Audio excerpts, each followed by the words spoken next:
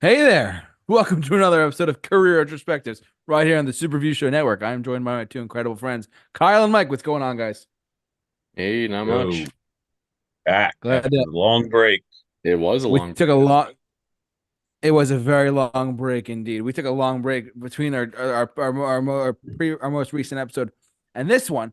For those of you who have been listening to us or following us in any period of time, I had the idea of February 7th, 2024, this year, back on February 7th, a little over 2 weeks ago, marked when the Beatles first came over to America, the United States, in 1964.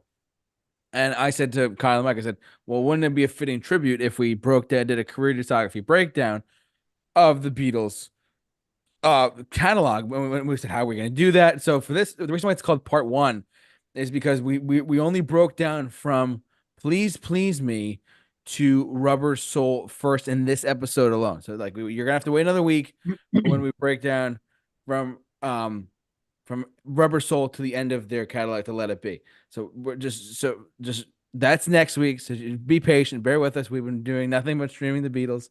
I've been listening to it on vinyl. It's been going crazy. So, but anyways, we're gonna break it down. Let me share my screen for a second. And so if you're listening to us, sit back, relax, and enjoy. But if you're watching us live, tune in as we break down the Beatles' career discography, as Mike likes to call it, career discography breakdown of the Beatles' entire catalog. Do we want to get into any like overall like quick impressions of them as a band at all before we go in, or just go straight into it? I'm good to go straight in. All right, let's go Yeah, straight let's into go it now. straight in. Yeah, sure. Well, let's start with their first album, which was Please Please Me in 1963. Oh, in March of 1963. Wow. It's been a long time. Do you want me to go first? Is that okay? Yeah, go for it. Yeah, All right, cool. sure, let it rip.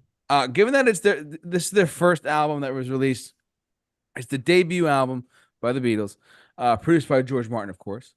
It has some of their earliest, in my opinion, some of their best earliest work in there, truthfully. Like I saw her standing there, please, please me, love we do.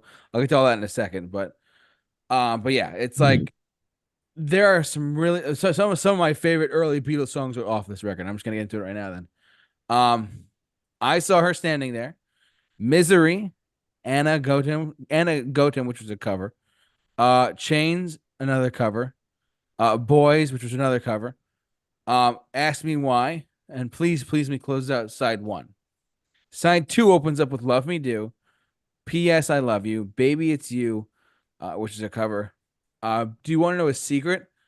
A Taste of Honey, and There's a Place, and Twist and Shout, the last song on side one. My man, so when we first started to do this, I knew going into this that there would be covers because the Beatles, some of their earlier albums were like hard to get through, or at least from my personal standpoint, was because they had so many like covers of other artists on their original couple of albums. On for probably the first three or four, up until like Rubber Soul, really, or maybe even Help for that matter. They had like, you know, um they had songs on there that were covers written by other people, and I but because at the time they were still just a club band and they were just trying to break out into the world, and then they came over to the U.S. and history was made. But my standout tracks on here, just right off the bat, are I Saw Her Standing There. This is a great song. I love that song. I've not been lucky enough to hear it live though. When I see Paul McCartney, hopefully the next time I see him, he'll play it live. That's just me. Um, but I Saw Her Standing There. Ask Me Why, it's kind of like a guilty pleasure track for me. That's just me personally. Please Please Me is a great song that I really enjoy overall. And Love Me Do, their first single, into um I'm losing track of my train of thought already. Love Me Do is just it's got like a bluesy harmonic in there. And P.S. I Love You, and actually people forget that Twist and Shout's a cover. And I just want to put that out there. Guys, Twist and Shout is not a Beatles original song. It's a cover of the Isley Brothers. Please just get that through everyone's head. Please just put that out there. Twist and Shout is not the Beatles. It is sung by John Lennon. It is arranged by Paul McCartney, but it is not their song. It is actually just like it is a cover. It is a great cover, though. Don't get me wrong. It's one of the best rock and roll songs of all time that they've ever done or anyone's ever done, in my opinion. But let's be real. It's a cover. And it's a great cover. Don't get me wrong, but it's a cover. Um, Yeah, so like for me personally, excuse me, going through the ratings and stuff like that, like as far as like rating the tracks and stuff like that, I saw her stand like it's hard to for me it was difficult because of the covers on here, like the Anna Go to Him, Chains, Boys, like songs like that are like they're hard for me to like digest, I guess more because I mean everyone when you think of the early Beatles, you think of I Saw Her Standing There, you think of Please Please Me, you think of Love Me Do, and you think of P.S. I Love You, but you don't really think of you don't really think about like and you might think of Twist and Shout because it was a big hit, but you don't really think about like the other songs on here. So there's a lot of filler, and that's what that I want to just touch on that too. Is if you're listening to us, there was a lot of filler on a lot of the Beatles albums by other artists too, and I'm sure we'll touch on that as time goes on too. But for me, my standout tracks are "I Saw Her Standing There," "Misery," "Please Please Me," "Love Me Do," and even though it's a cover, I'm gonna throw Twist and Shout some credit there because it still gets people going. It still gets people moving to this day, even at weddings and stuff like that. Twist and Shout just brings people like makes y'all dance, y'all clap along to it. It's this is a really great rendition of Twist and Shout by the Beatles in this case. But yeah, that's just that's I'm kicking this off then a little bit slow, but that's me. Let's have Mike go next. Mike, what about you for please please me? What do you got? So if we're just, obviously I want to rate just what the Beatles' original material was, like you said. Yeah, If we're talking about a first album, usually first albums, it's interesting. Sometimes like in a band's career, they do nothing, and then all of a sudden they explode out on the scene. In this album, we have some songs that are definitely memorable. I Love Me Do, obviously. Do You Want to Know Secrets? One of those songs that you've heard on commercials and in other capacities. And, there's some other, some nice tracks on here that like never like were the quintessential, my go-to for the Beatles sound. I kind of like the Beatles where the bass was heavier, the attitude was a little bit more there. It wasn't so like kind of, you know, I wouldn't say stale, but I would say um one one note in their kind of delivery. A little more complexity in their sound and evolution of the sound. So um as a first album, you have to give it props for having some, just obviously like in the songs that were the originals, they had some good songwriting. They had definitely had some good memorable stuff, but it's still, in my eyes, this is an album that gives to the legacy of their ability to write songs more so than it is, hey, I'm gonna go turn on this album and this album exclusively. Like in that it doesn't hold up for me, but as a contributing to their overall legacy of sound, I mean, Love Me Do is one of my favorite songs from the Beatles. Maybe not in the top like five, or could round out a 10, but it's up there to one of those songs that I really enjoy, and I'm surprised that I forget where it came in their whole discography. So it was interesting to see that this was the album that first came in. I always thought it came a little bit later, but yeah. So I'm assigning a number to my albums, but by all means, don't feel like you need to. But just for me, this album was like a 6 out of 10. It just definitely uh where its original material was there, it was good, but like, the covers are the covers. If you like the covers and you're like, oh, I like their version better than their version, then it's for you. But other than that, just rating the material and whatnot. It's a good start. It's got some memorable songs, but overall, like not the album that I would turn on and listen to in its entirety, which is what my objective is for this, is like, as a whole standalone album, how consistent is it with being something you could listen to and feel memorable about. So yeah, it's just like a good start for a band who's going to build a massive career. All right, and Kyle, my other Beatles fanatic over here. What do you got? Yeah, so going into this was actually really interesting for me because I went through a pretty big Beatles phase back in like high school years ago. So I have their whole discography. I listened to it back in the day, but other than like the hits and things like that, and some select albums here and there, over the years I've kind of fallen off and not really listened to their specifically early material that much. So it was very fun to go back and listen to it. And yeah, I completely agree with Mike on this one. What a way to come into the scene with this album. As a first album, it's super solid, doing you know, what it does for their legacy, kind of setting them up. And I mean, especially coming in with I Saw Her Standing There being the first track here. It's great, but also unfortunate that this is the first track because it's really probably the best song on here. If we're going to be honest, about half of this album, if not slightly more, is filler and not great filler at that. The good songs on here, don't get me wrong, are absolutely fantastic. I Saw Her Standing There, and I know they're covers, but Boys and Twist and Shout, those are my uh, three high points of this record. Uh, but there's so much forgettable things on here, like Anna, Go to Him, Chains, even some of the non-covers, Misery, things like that. But to me, there were three. When going through the albums, I tried to keep it to a three like highs and three lows to point out like max. My three low points of this record were Baby It's You. Really didn't like this. This is awful. And you're gonna see a trend here going through this. I think I just don't like John Lennon. I don't really like John Lennon's voice. And that kind of throws me off a lot as we go through this. But then we have Ask Me Why. That was another low point for me. Just again, didn't do anything. Didn't think it was that great.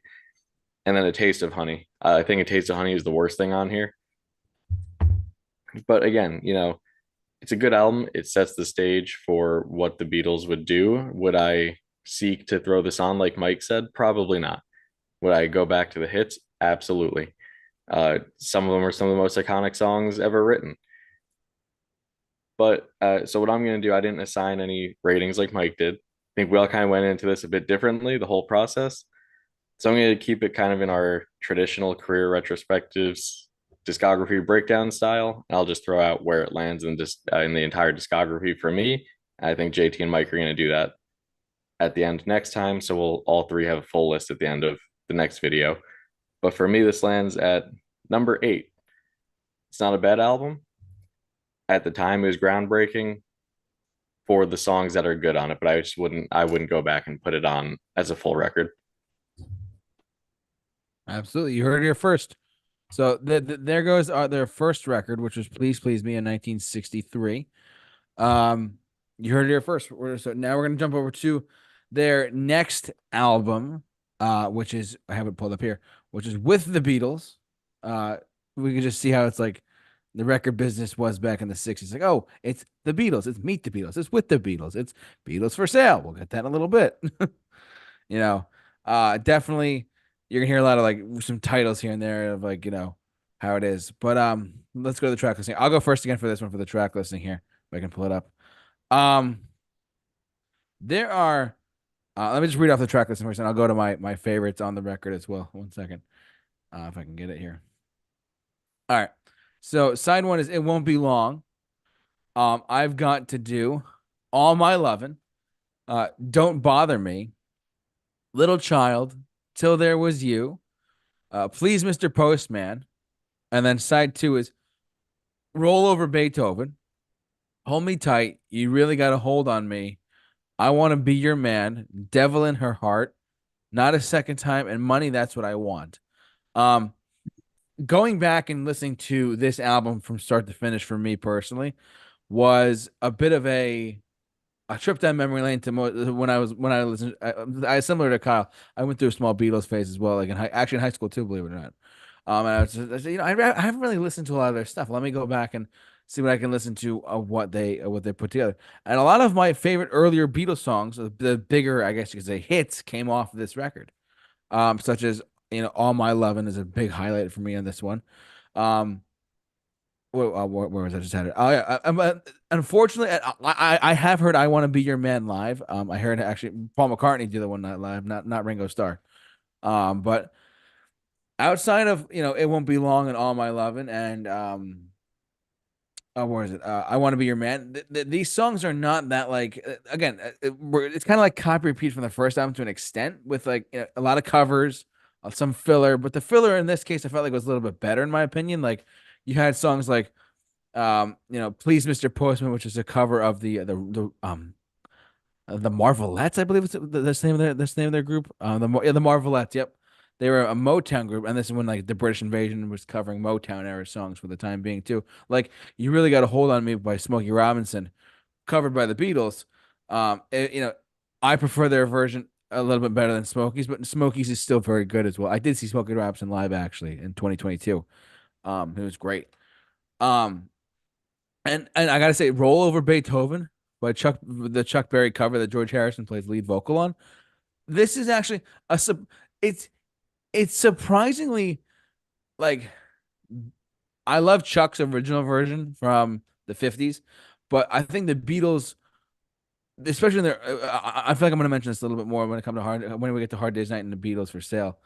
But like, or just throughout their first couple of records, like, given that there was so much filler on there, a lot of the songs on a lot of the covers on here, I feel like when the Beatles covered like Long Tall Sally or Roll Over Beethoven or like just these other songs from like the 50s and early 60s, and then they basically rehashed the song into their own version.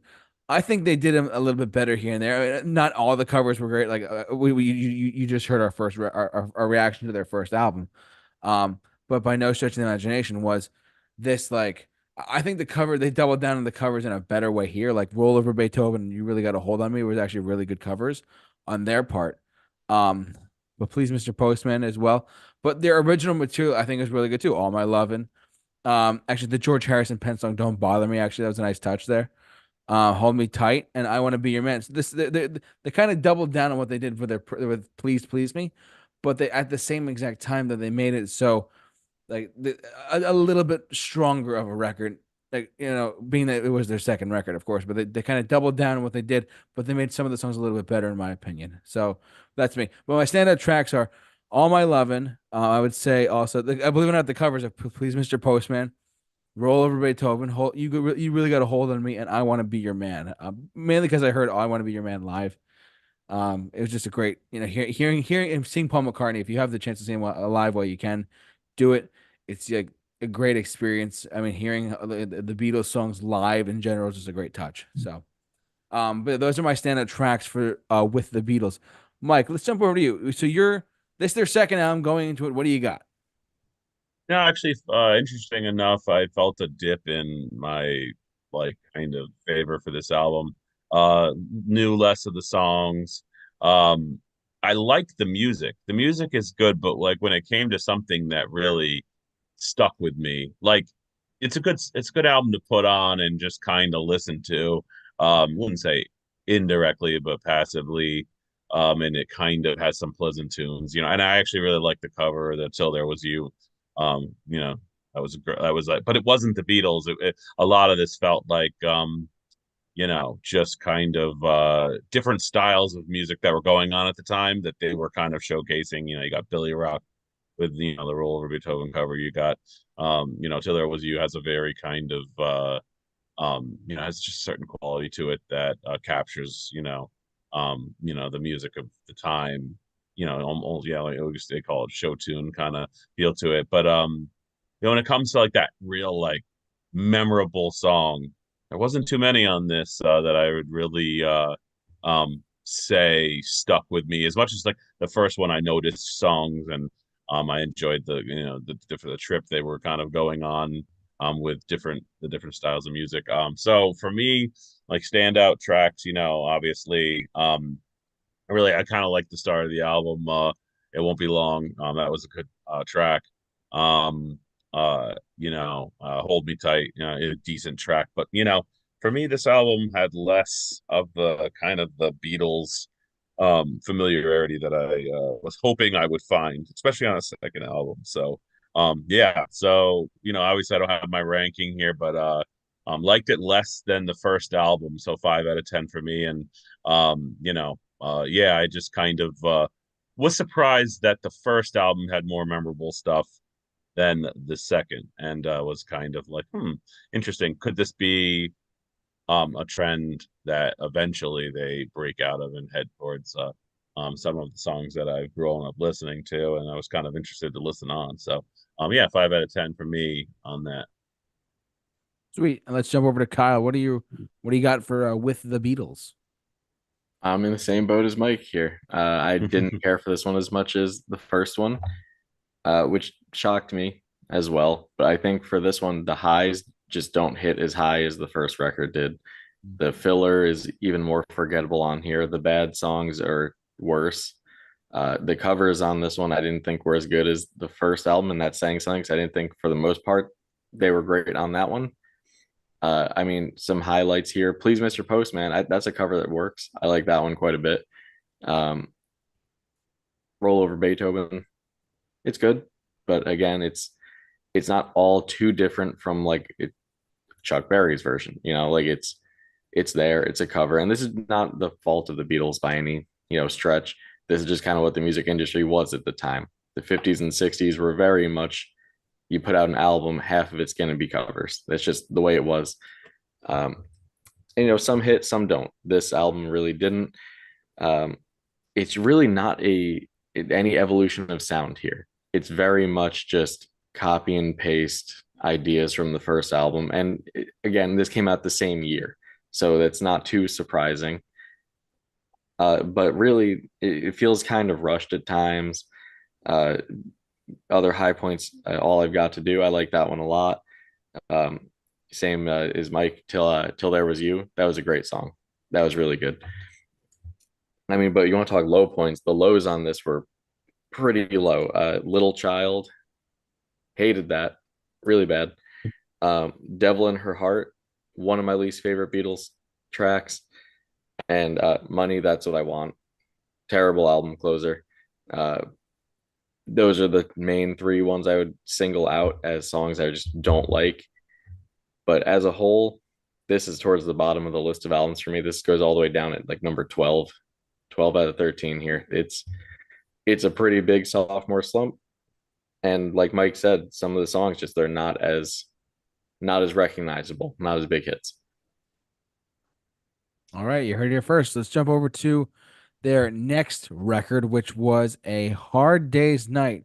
And actually, I just want to say for those of you who watch us live, I do have this album, and the reason and I listened to it on vinyl like countless times over. This might be my favorite like Beatles pre like Rubber Soul pre Revolver album personally because it's just like it's got like it's also based on the movie that they had too, like the Hard Day's Night film. So because they wanted to do like the film, and this was the soundtrack for it. But I love. There's so many great songs on this record. I'm gonna get to it in a second, but So it's like um, pre Taylor Swift releasing a movie and yeah, having like a music be a soundtrack for it or whatever. exactly. I mean, that's just the truth. Now the Beatles. Hold on one second. Now we're jumping over the track listing for Hard Day's Night right now. So now we have A Hard Day's Night. I should have known better. If I fell, I'm just happy to dance with you. And I love her. Tell me why.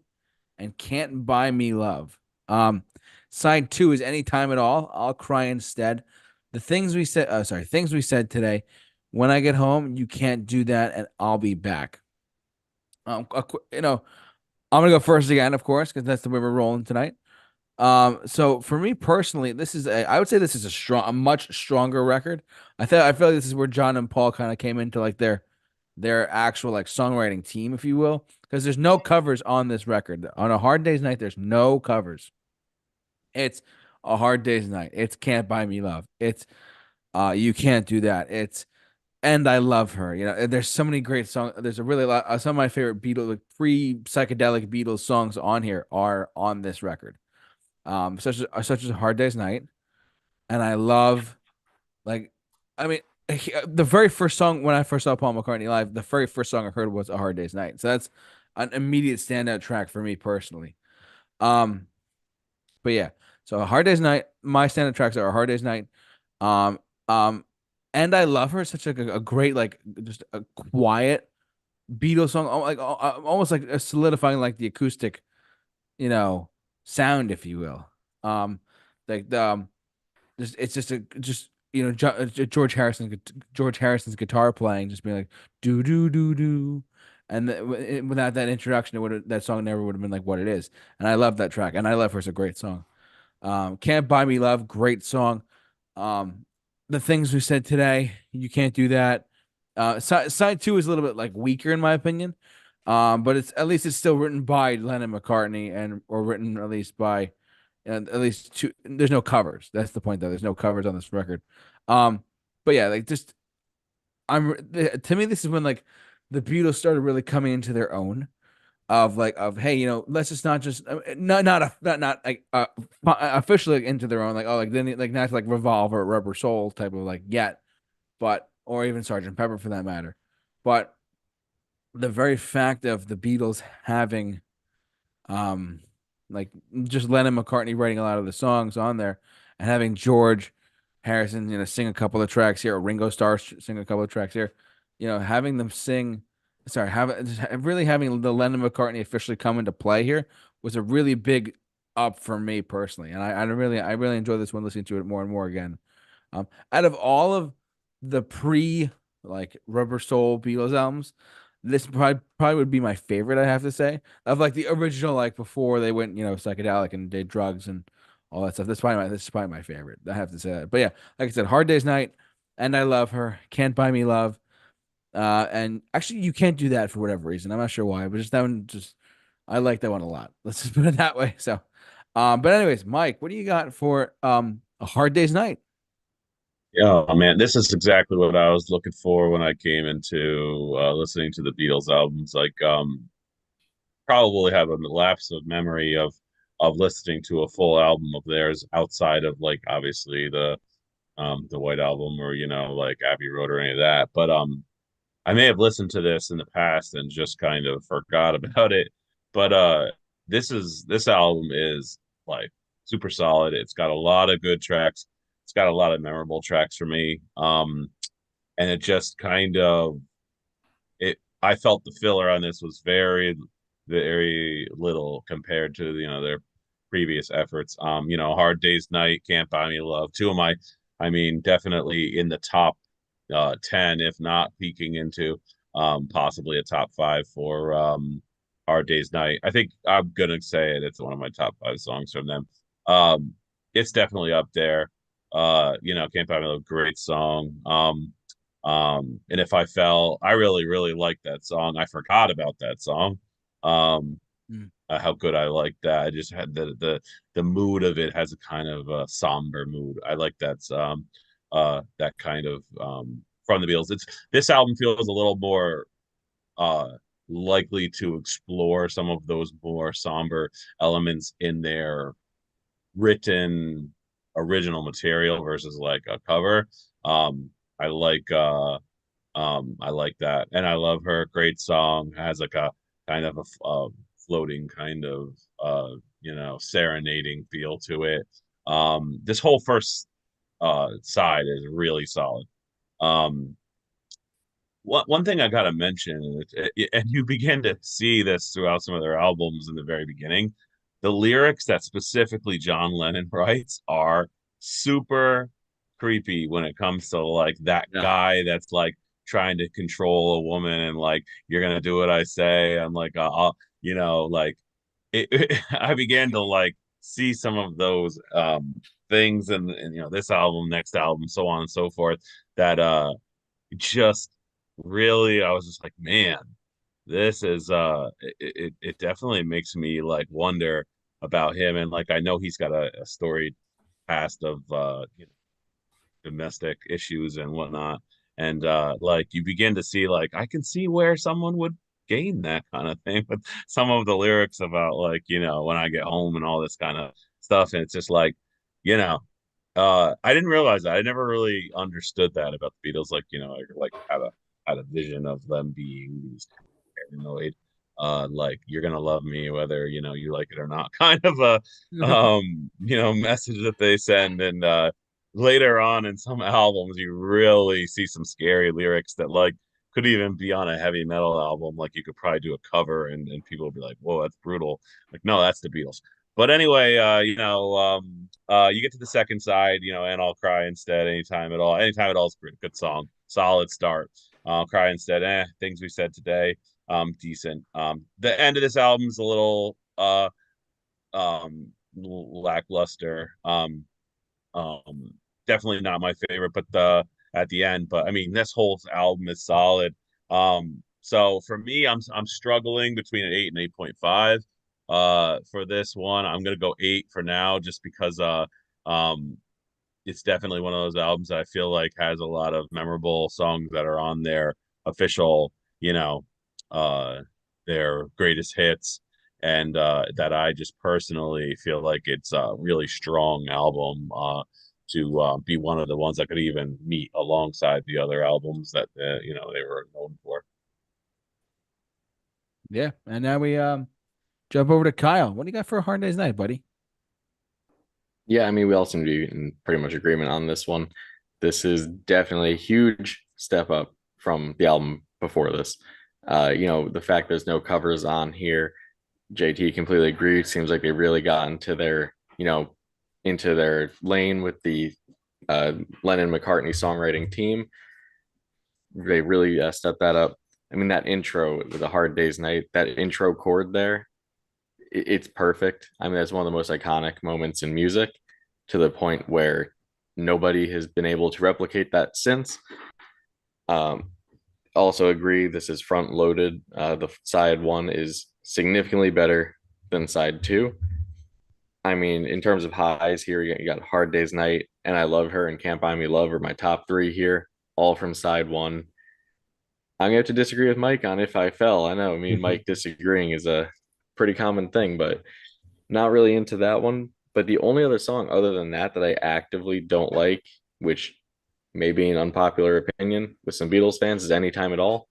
I know a lot of people really like that one. Just kind of annoys the hell out of me. I think John Lennon just sounds annoying as hell on it. And yeah, this is the album where, like Mike said, you do start to really hear some of John Lennon's creepy ass lyrics that did not age well, especially in music like this. And this album really did cement them as the true first boy band, though.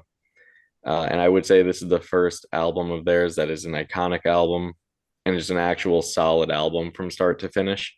The filler is still there, but it's not as boring or as bad as previous albums was. So I mean, for me, this fits in number 6 on their discography overall. All righty, you heard it here first. Now let's jump over from a hard day's night to Beatles for Sale.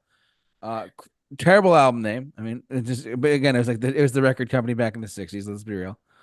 Let's jump down to their track listing for a second here, if I can find it. And just to kind of comment on what Kyle said, it's interesting to see what years they were released on the same year as another album. Like you could tell, like they definitely were being pushed to like release music in a quick way, because I feel like when you're capturing the phenomenon of trends in music and like the buzz and stuff like that, I feel like you get more time when you're a legacy artist who has a lot of fans waiting on the album. You can spend more time writing. But if you're gonna capture like the music age, and you want to make sure don't let something go out of style. Things were going out of style pretty quick, and at this point, you think that today it's even worse. But back then, it's still there still was this like, oh, this is rock and roll is really big, and then it's like then it shifts, into like more different elements that people are finding, they like. So just kind of interesting to see the time, the years release, all that kind And of thing. and yeah, so that actually is something that we is very common for them, but we also saw that in a previous discography breakdown JT and I did. Mike, I think it was before you were with us for that, but the Van Halen one, Oh, yep. Mm. where the quality of overall albums really suffers from that mindset, though, where it's Mm. all right, keep writing stuff, keep pushing it, even if it's not the best work. But also, I do want to say in A Hard Day's Night, the song, I forgot to point this out, the song I Should Have Known Better, the harmonica intro to that is exactly the same Hmm. as Green Day's Hold On. Like they lifted that harmonica intro almost note for note. I want anyone listening, I want you two to go back after this and check out those two songs side by side, and it is insanely similar. So it is cool. I feel like A Hard Day's Night is that album though where it did start, like you could hear influence. You could hear the influence that that album had on bands even today. Hmm. Yeah, absolutely. All right, let me get down to the track listing here for Beatles for Sale. We're This one back has to a. cover. We're back to the covers, unfortunately. Yeah. So side one is No Reply. I'm a Loser. Babies in Black. Rock and Roll Music cover of Chuck Berry. I'll Follow the Sun. I'll get that in a minute. Mr. Moonlight in Kansas City. Hey, hey, hey. Um, side two is 8 Days a Week. Words of Love. Honey, Don't. Every Little Thing. I don't. Excuse me. Um, I don't want to spoil the party. What you're doing. Everybody's trying to be my baby. And then that is the end of the record there. Man. So I'll go first again. So this is how we're rolling tonight. Um, we're kind of back to the covers here on Beatles for Sale. It's definitely, I mean, it's not yeah, there's a Chuck Berry cover here. Yeah, there's a Buddy Holly cover here. Same exact time though. There are some really good, really just really good songs by them in general. I actually forgot about I Follow the Sun. I really like that one a lot. It's a nice little ballad that McCartney sung on with again it's funny.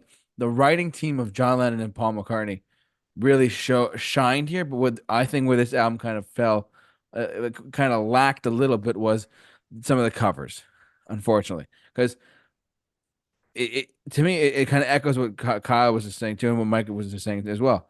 Like with the record industry at the time, it's like, oh, just keep pumping out content, keep going, keep going, keep going.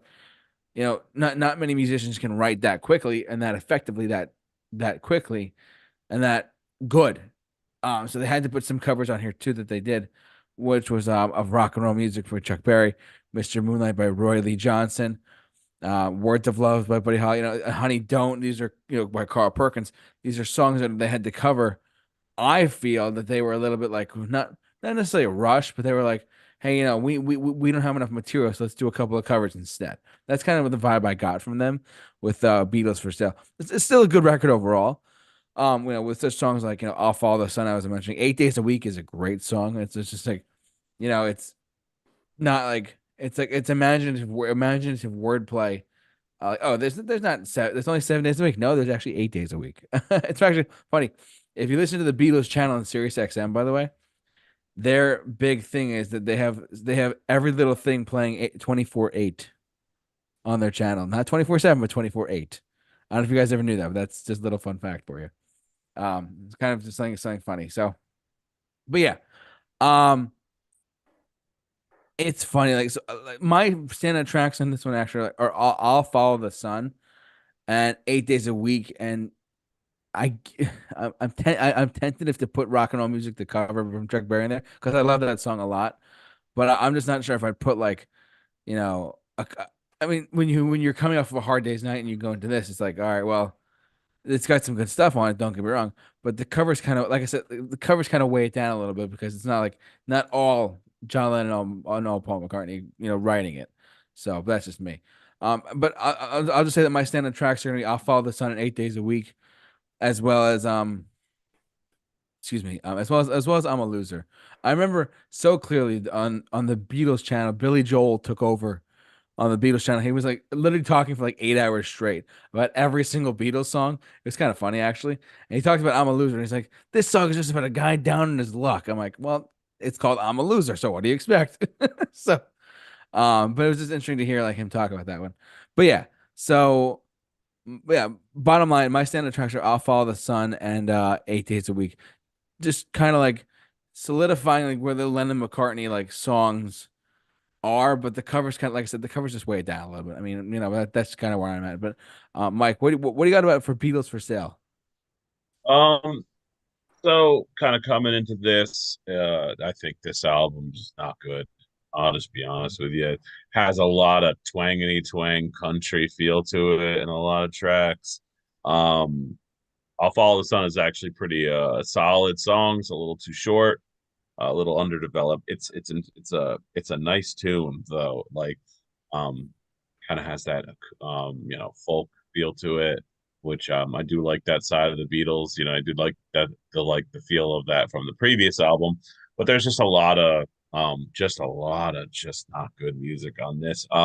It's very dated feeling. 8 Days a Week is a solid song. That's one of the best songs on this, and also, just a great song in general. It's a shame that could you imagine if like instead of rushing the Beatles into this kind of, or they rushed themselves, or however it happened, imagine if 8 Days a Week was on the previous album, and I'll Follow the Sun. Holy smokes. That would have really, like, just thinking, oh yeah, instead of releasing this album, and they could have pumped out those songs on that and could have created like Hard Day's Night would have been uh you know probably one of the best albums they've ever put out, right up there with the top stuff. So but yeah, overall, yeah, it's just one of those albums I personally just um couldn't take much away that I really liked. I found myself having trouble paying attention, remembering songs, having to go back and listen to it, and yeah, 8 Days a Week, I'll Follow the Sun pretty much are the only songs I really took away from it. The rest of it was like, you know, it was there. But yeah, so this was a 4 out of 10 for me. And definitely one of the worst albums that I was listening to so far, including their first album, which, didn't have as near as many tracks. Yeah. Yep. And let's jump over to Kyle. What do you got, Kyle? I feel like we're all in the same boat here on this one. Mike, I'm with you. This is the only Beatles album that I would say is objectively bad. This is not a good album. Like musically, it's not there. 8 Days a Week carries this album so hard. There's a reason that that's really the only song that you would see mentioned in any kind of greatest hits for the Beatles. The only other song on here that stands out to me, honestly, is the cover of Rock and Roll Music. And that's just because it's a fun song. It's just a fun rocking song. I'll Follow the Sun. I could see it being a good song if it, like Mike said, it's not like it doesn't feel like it's a fully fleshed out idea. Like I wish that it kind of was longer and had a bit more to it. But I mean, this has some of the worst things they've ever done. I mean, that cover of Mr. Moonlight, awful, horrendous. And Words of Love, another cover, awful, can't stand it. It just has so much like cheese. It's a huge step backwards for them. And at this point, I'm just so like sick of this sound. It's just been the same thing almost now for 4 albums. And here it's just, it doesn't have that quality that the one before it did, or even the two before it, before that one. So, I mean, for me, this is the worst. This is my least favorite Beatles album. This is number 13. Um, Honestly, when I listened back to this album for the first time in years, I had completely forgotten. I would say about 85% of this album until I re-listened to it. And even now, I'm struggling to remember how half of these songs go. It's just very forgettable. Yep. All right. Well, that's it for Beatles for sale. Let's jump over to their next album, which was Help. I need somebody. Help. Help me. Help. Help. I'm just kidding. I've waited to do it for a long time. Um, Help was in August of 1965. One second. Let me just pull it down here. Back to the track listing for a second. If I can get it. Here we go. All right. Track listing away. Here we go. Help. The Night Before. You've got to hide your love away. I Need You. Another Girl. You're gonna lose that girl and Ticket to Ride. That's side one. Side two is Act Naturally, which was a cover with Ringo Starr singing. It's Only Love. Um, You Like Me Too Much. Tell Me What You See. I've Just Seen a Face. Yesterday and Dizzy Miss Lizzie. I'm gonna go first again, given that I've been going first this entire time on each one of these. So here we go. Um, my I like the fact that there's only two covers on this album in general. I'm very, very. I actually I thought Act Naturally. I knew Disney Miss Lizzie. I knew Disney Miss Lizzie was a cover. But I didn't realize that Act Naturally was a cover. So that being said, I going into it, I was like, all right, I kind of know what I'm getting into. Like I know Help, I know Ticket to Ride, but listening to it all the way through, I was like, man, yeah, this is just really like just solid. Like I feel like the Beatles learned. I feel like especially John Lennon and Paul McCartney, they learned, hey, if we write our own music, we'll be able to come into our own as singer songwriters, etc. So my standout tracks are Help. You've got to hide your love away. I've always loved that song. I've always loved that track there. You've got to hide your love away. Um, you're gonna lose that girl has always been like a fun one for me at least.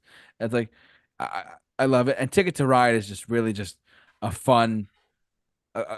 She's kind of. I love it. I love that song so much. It's just a great song overall. Um, uh, on side two, the the the two bigger tracks that actually stand out to me personally are I've Just Seen a Face and Yesterday.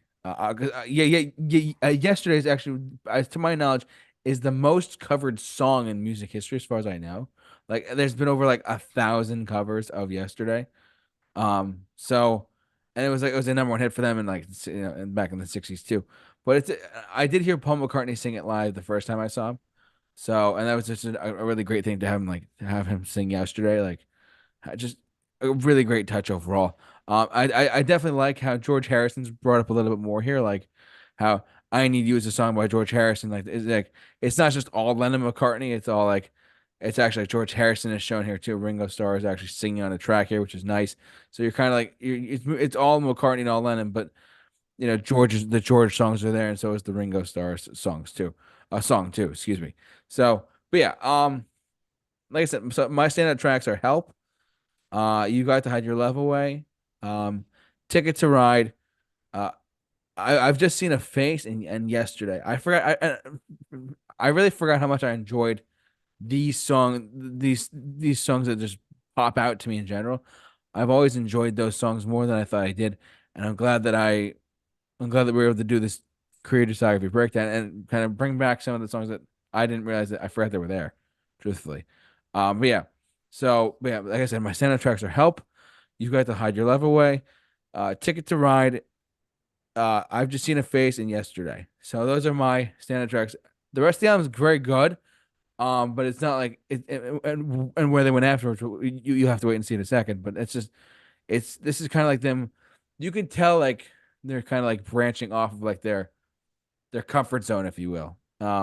If you in that aspect. So, but Mike, what do you got for Help?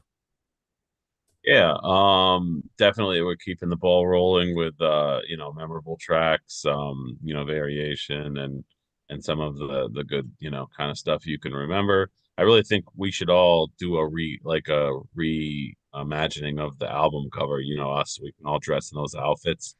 If you guys are down, just let me know. I mean, we can make this happen, okay? So, Let's do it. I yeah, just look so forward to yeah, it. yeah, let's just make it happen, guys. Come on. Yeah, so starting at the beginning, I mean, yeah, Help, I mean, iconic.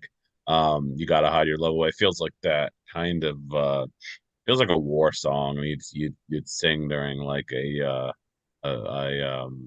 like some kind of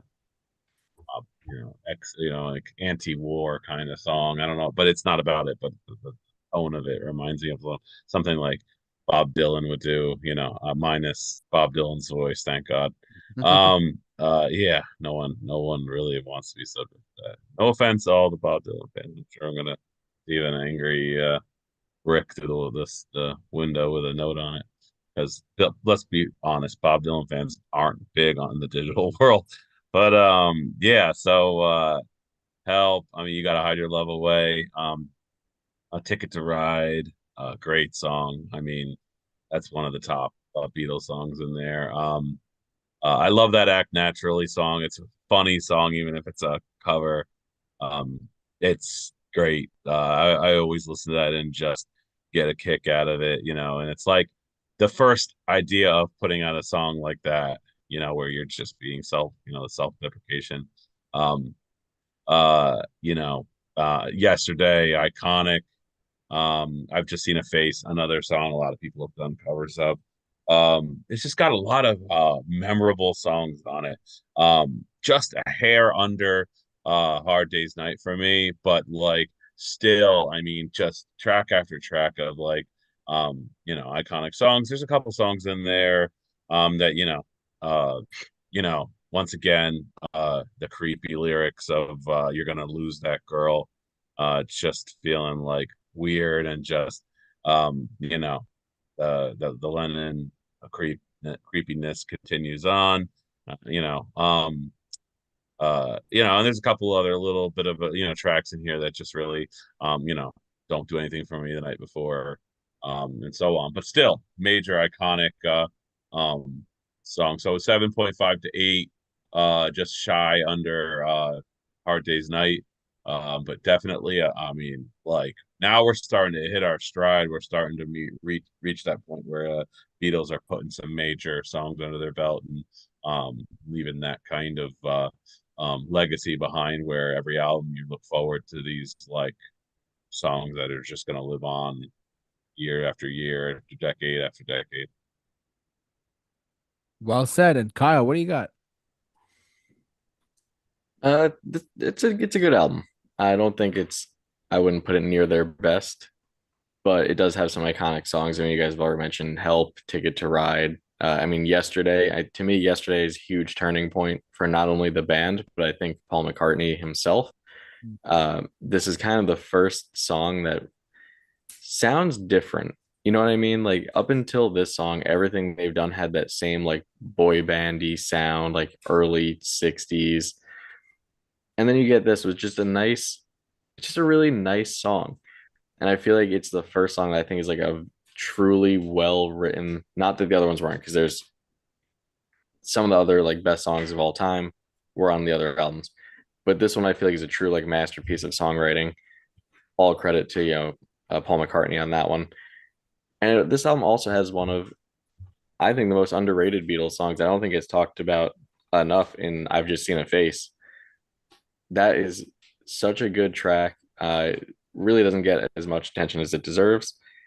But I mean, for me, this album, it's pretty on par, I think, with their first one in terms of quality. And there's a lot of filler on it that I'm not too into. Then just some songs that I just don't care for. I mean, I don't really like The Night Before. Um, what's the other one? I Need You and It's Only Love. Really don't do it for me. And then there's some other just fillers on here. But I agree with Mike. Act Naturally, fun song, really fun, like just goofy thing. I'm pretty partial to the songs that Ringo Starr sings. I think all the songs he does just have just a fun, goofy vibe going on, and I love it.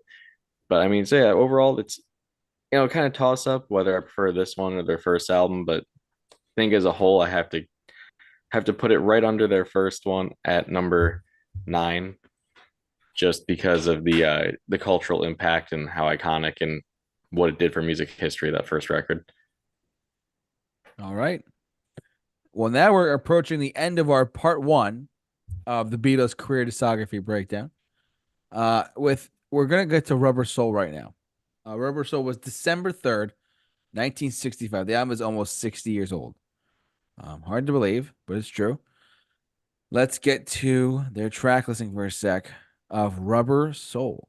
Let's see where to go. There's a lot of forgive me. The Wikipedia page is so much like history on those songs and stuff like that. It's kind of crazy. So, just a quick backstory while I'm getting to it.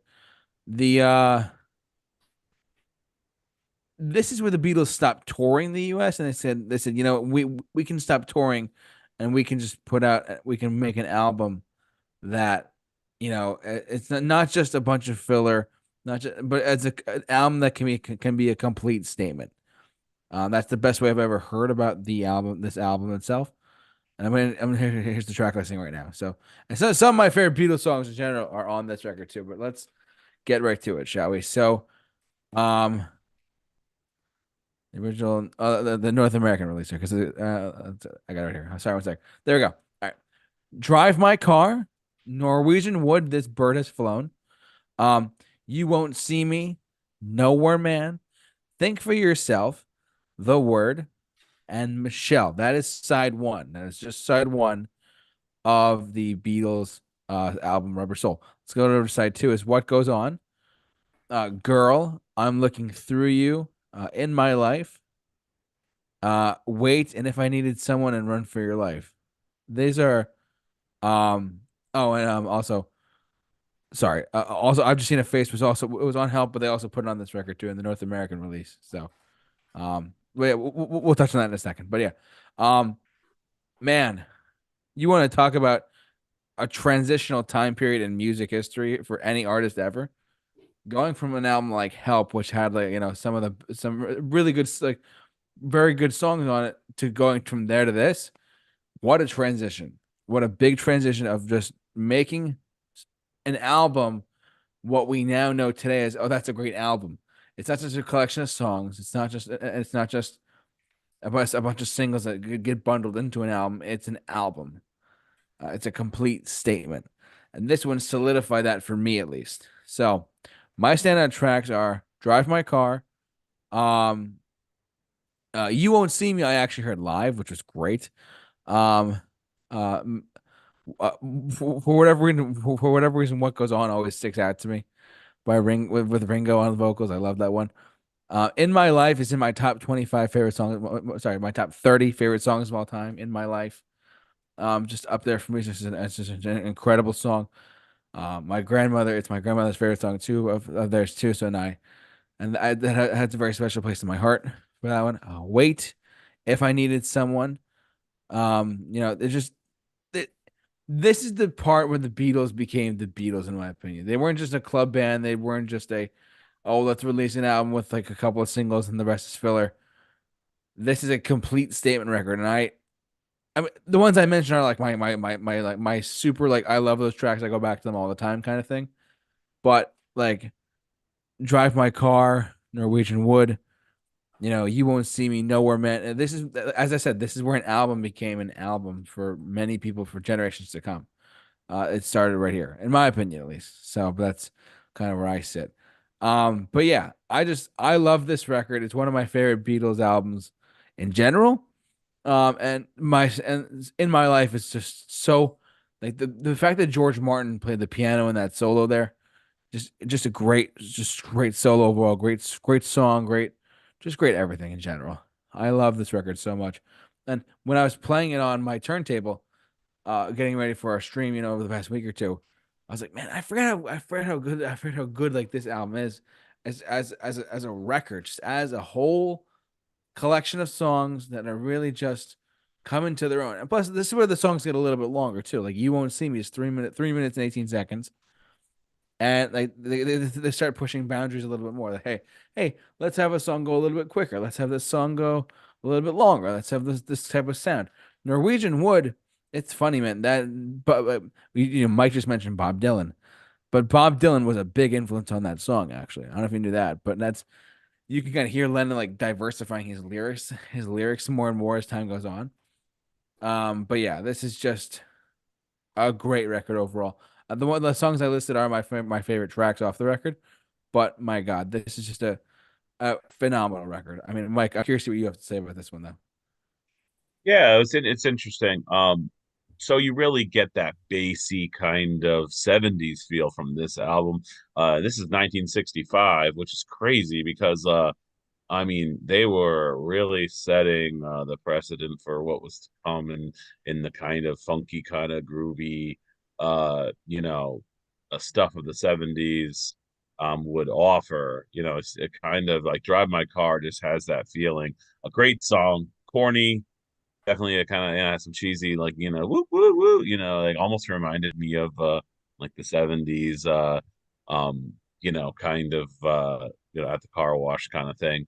But it was actually uh it definitely is setting a tone for what's to come. Norwegian Wood's got that kind of very folky feel to it. Solid songs. And then, to be honest with you, and I'm gonna upset a lot of Beatles fans when I say that this album, it was hit or miss for me, songs wise. And you know, and a lot of people would probably like, you know, want to burn me for that. But you know, after that, Nowhere Man, you know, think for yourself, okay, it's decent. You know, it's kind of rounded out that first side. You know, and then coming into that side two, in my life, great song, and I mean that's a really solid song. This is across the board. This album has a lot of good music to it. Would I say the music is super memorable? Like, you know, it's gonna get stuck in your head, and you're going to have like, you know, be humming and singing those songs throughout your day. I wouldn't say it has more of that than it has less. But it's just a well written album, solid. I wouldn't say it's iconic in a lot of its memorability, but I would say it's definitely got some cool songs. Obviously, like I said, Drive My Car, Norwegian Wood, in my life. You know, those are like my solid tracks. The rest of them for me were just kind of okay. They weren't great. They weren't bad. They definitely were, you know, well done, but not as memorable as the previous couple albums that I came across. So I gave this a 6 out of 10. You know, gasp that a lot of people would be like, kill this man, take him off the internet. You know, Anthony Fantano might want to stab me in the eye. But you know, yeah, just it's got some solid stuff, but it's just not super memorable for me. Good album though. Like it's solid. All right, that's Mike's take. Kyle, what do you got for Rubber Soul? Mike, I'm one of those people. We're gonna have to burn Mike at the stake right now. I love this album. This album is, I think, where the Beatles first finally wrote a truly great album, not just a collection of songs that has a few really incredible songs scattered in here. This one actually feels like a collective thought. It is a, yes, it's a collection of songs, obviously, but it is cohesive from beginning to end. Am I gonna say it's flawless? No, it's not. I mean, the first three tracks, Drive My Car, Norwegian Wood, and You Won't See Me, are so good. But then it does hit a weird little middle patch here. And I mean, Nowhere Man, Think for Yourself, pretty forgettable. The Word, straight up hate that song. That is a horrendous song. Just more John Lennon hippie lyric garbage. Terrible. Michelle, nice song though. Nice track. Not one of the best, but it's good. This is one of the rarest circumstances. I think the only time I'd say this about the Beatles. It is so backloaded, this album. Hmm. Usually the Beatles throw all their best stuff up front on the record, but side two on this one is vastly better to me. Other with the exception of Girl, which I don't like. What Goes On is good, but that run of songs from I'm Looking Through You to Run for Your Life is the best run of songs I think on any Beatles album. Like consistently back to back to back. I mean, I'm Looking Through You is fantastic. In My Life is one of my favorite songs ever written. I think it's objectively one of the best songs out there. Um, and Run for Your Life, this is a very creepy John Lennon song. Let's not lie, but it's so good. It's so catchy. It has no business being as catchy and fun as it is. And there's no business. I like how you say It doesn't. It sounds like a that. song, and hear me out. It sounds like a song that would have been on the original Scooby-Doo series, but lyrically would have no business doing such. Mm. So I love this album. I think that it really set the stage for what was to come next. I think, the decision to not tour anymore and focus on writing albums and writing music was an excellent choice if this is what we're going to get moving forward. Uh, Huge nostalgic spot for me on this one. This was really the first Beatles album. This is the album that got me into the Beatles. So, I mean, for me, this one sits at number three. Is it And you flawless? know, No, but it's fantastic. commenting on what you said, Kyle, you know, you always heard Beatles mania. You've always heard of when they would go on tour, people would Hmm. go crazy, they would pass out, they would whatever. when you don't tour and you just write music, you create more of a legend for yourself. If you these are the days when artists could actually do such a thing and still make money and not go broke, because today they're forced out onto the road with a painstaking kind of like path of like over touring and concentrated like views of every single city possible to kind of rake in those dollars and make a living. Whereas like these days you could these guys were confining themselves to like some house out in the country where they take a bunch of LSD and like, oh, I saw like the trees talk to me and I wrote this song and it's the most iconic song you've ever heard. But you're not getting that in a lot of ways today. Everyone's running around busy. They're doing their, oh, I got to do my stream where I answer everyone's questions and they donate money to me. Oh, and by the way, I also have to go and work on my clothing line and I have to tour the world twice and pump out an album and you know it really, you're really not getting the quality of music today because these artists are burned out and just suffering from fatigue of the world kind of saying more, more, more, more, more, but I don't want to pay for more. I just want you to give me more. And the days that have gone are the last time that we're ever going to see true art be created through a process of not speedy release, but just like you know, it's take time, take your time and write good songs and in the way that you see fit, you know. So it's I feel sorry for the current generation and the new albums coming out, you know, and whoever can pull off that magical song clearly has a lot of inspiration where they can handle the fatigue, but not everyone's the same. Not everyone can do all that touring and all the stuff in the same way. People go to school and fail because they have to do a part-time job while simultaneously trying to feed their art. It is a really hard thing to juggle. Well, you know, I feel like we're in like this cyclical pattern in music now that you saw it in the early 60s and you know the 50s where it's just you pump out album after album or single after single to stay relevant. And then for a while we kind of probably in the mid 80s through the 2000s, let's say, we kind of got away from that and people started making good cohesive albums and taking time to make art again. And now it's just back to, all right, well, here's an album, but it's really just kind of a, here's like 10 songs thrown together. Half of them were released as singles beforehand, like throughout the past year, but we needed something to throw out for our label. So now we can go on two back-to-back tours and then do this and that. And it's unfortunate. It's unfortunate that, and you know, it's again not up to the bands really. It's they need to make a living, so I totally get it. But it's unfortunate for the listener. I think it's unfortunate for music as a whole. Yeah, 1965 was the same year they released, you know, their previous album Help. So, man, talk about pumping out lots of tracks uh in a short period of time. You know, that's amazing for two of those albums to come out back to back. Pretty much puts a lot of, you know, artists to shame when it Mm-hmm. comes to, you know, what they were able to accomplish. Absolutely. So that's gonna do it for us as far as our part one of this career discography breakdown for the Beatles. Do you guys have anything else for Restore It All? You guys are good?